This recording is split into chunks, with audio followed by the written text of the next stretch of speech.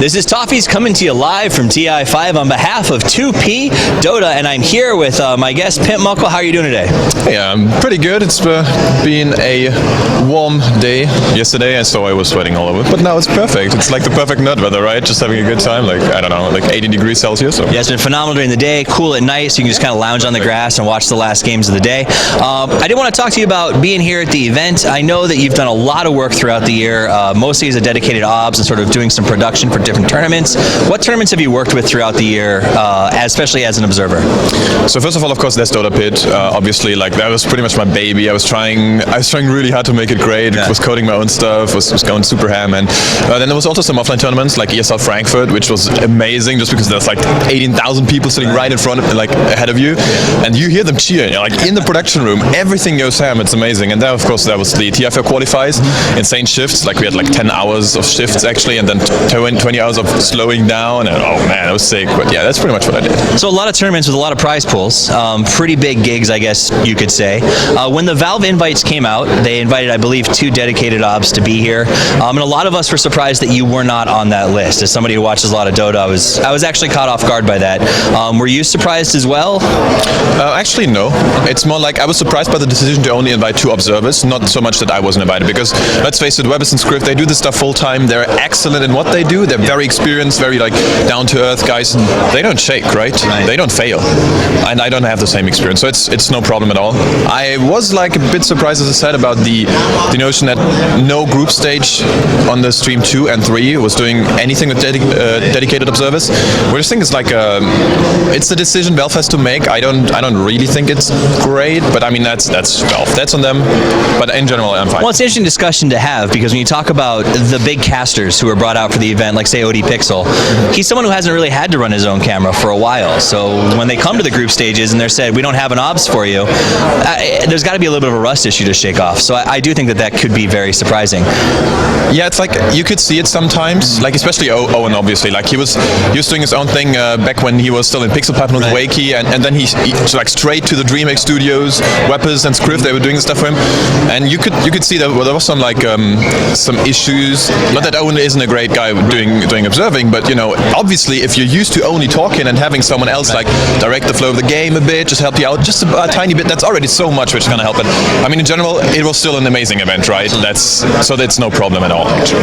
So when the invites came out and you didn't get one, I remember hearing a discussion and talking to you a little about he didn't think he'd be able to make it out here because the funding just wasn't there without sort of Valve to help get you out here. I was shocked when I got here and saw you on site. Excited to see you, but surprised. What changed? What made you able to come to TI? So I actually have studies to do, and I still have to juggle this a bit, but actually it was pretty much Hani. Okay. He was talking to me like, hey, actually, like I have a cool project in the pipeline.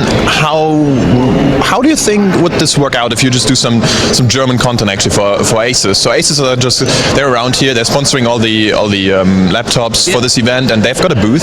So they were like, actually, let's go and get some French, some English, and some German guys over here. Get some video content done, and that's pretty much what I done here all day. It's pretty good. And it's interesting. You're working for Asus, which a lot of folks might not know is actually the company that is sponsoring the electronic equipment in the sense of like laptops and all the monitors that are being used in computers, and it hasn't really been in your face. Asus has been really kind of laid back about the whole thing, and I think that's made for a really cool TI experience. I mean, I'm used to having brands stuffed in my face constantly when I come to these events, and even the swag bags here didn't have any branding on them.